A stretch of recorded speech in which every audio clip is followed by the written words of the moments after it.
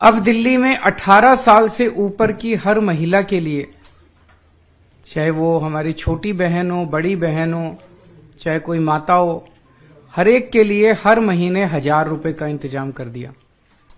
हर महीने उनके अकाउंट में 1000 रुपए जाएंगे। हम बड़े आम और साधारण से लोग हैं, हम राजनीतिक परिवारों से नहीं आते। मेरे माँ बाप, दादा दादी, दूर दूर तक रिश्ते में कोई राजनीति में नहीं था और कभी जिंदगी में नहीं सोचा था राजनीति में आएंगे। दिल्ली वालों का बहुत एहसान था कि उन्होंने हमें इतने बड़े पद पे बिठा दिया और इतनी बड़ी जिम्मेदारी दे दी। मैं हमेशा ही कहता हूं कि दिल्ली वालों का ये एहसान मैं 7 जन्म में भी पूरा नहीं कर सकता। जब से सरकार बनी है दिल्ली में, हमने कभी भी इसको राजनीति या सरकारी कामकाज के दृष्टि से नहीं देखा। जैसे मेरा अपना परिवार है, मेरे माता पिता मेरे साथ रहते हैं, मेरे बच्चे हैं, मेरी पत्नी है। मैं जैसे अपने परिवार का ख्याल रखता हूं, ऐसे ही मैंने कोशिश की है कि दिल्ली में रहने वाले हर परिवार का हिस्सा बनके, चाहे उनका भाई बनके, चाहे उनका बेटा बनके, उस परिवार का मैं ख्याल रखूं। दिल्ली के जितने बच्चे हैं उनको मैं अपना बच्चा मान के उनको अच्छी से अच्छी शिक्षा देने का मैंने कोशिश की है। मेरी कोशिश रही कि जैसी शिक्षा मेरे बच्चों को मिली उस वैसी अच्छी शिक्षा दिल्ली के हर बच्चे को मिले। मेरी कोशिश है कि अगर किसी के भी परिवार में दिल्ली में कोई बीमार हो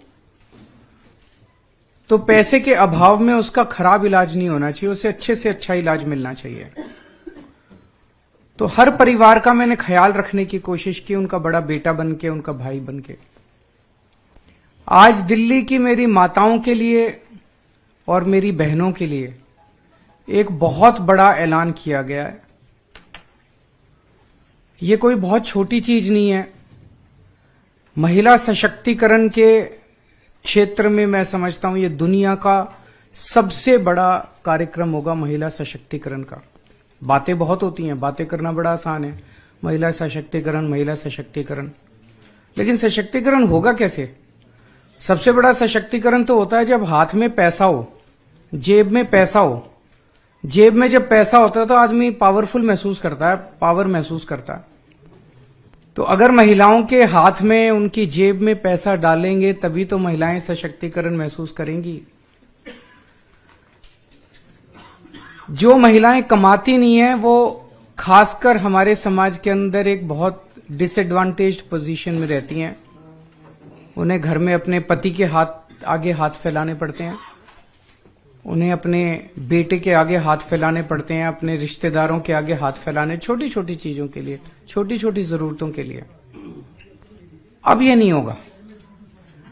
अब दिल्ली में 18 साल से ऊपर की हर महिला के लिए, चाहे वो हमारी छोटी बहन हो, बड़ी बहन हो, चाहे कोई माता हो, हर एक के लिए हर महीने 1000 रुपए का इंतजाम कर दिया। हर महीने उनके अकाउंट में 1000 रुपए जाएंगे।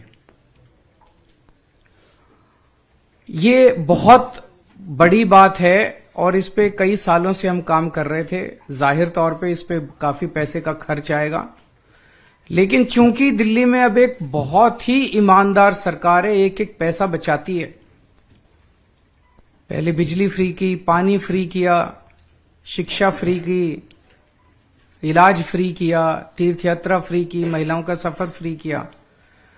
तो पैसा बचा बचा के जनता तक पहुंचाती है। यही पैसा, ऐसा क्यों नहीं हुआ कि पहले क्यों नहीं हुआ, और लोग क्यों नहीं कर रहे हो? क्योंकि वो सारा पैसा पार्टी वाले खा जाते हैं, दूसरी पार्टियों वाले सारा पैसा नेता खा जाते हैं, नेताओं की तरफ जाता है, सारा पैसा नेताओं की जेब में जाता है।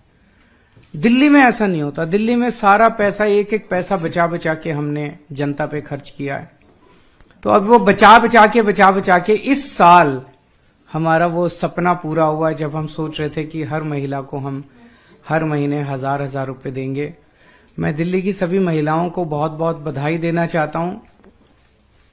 आपका बहुत एहसान है मेरे ऊपर, आपका बहुत आशीर्वाद है मेरे ऊपर। आपसे मुझे कुछ नहीं चाहिए, बस ये आशीर्वाद अपने भाई पे और अपने बेटे पे बनाए रखना।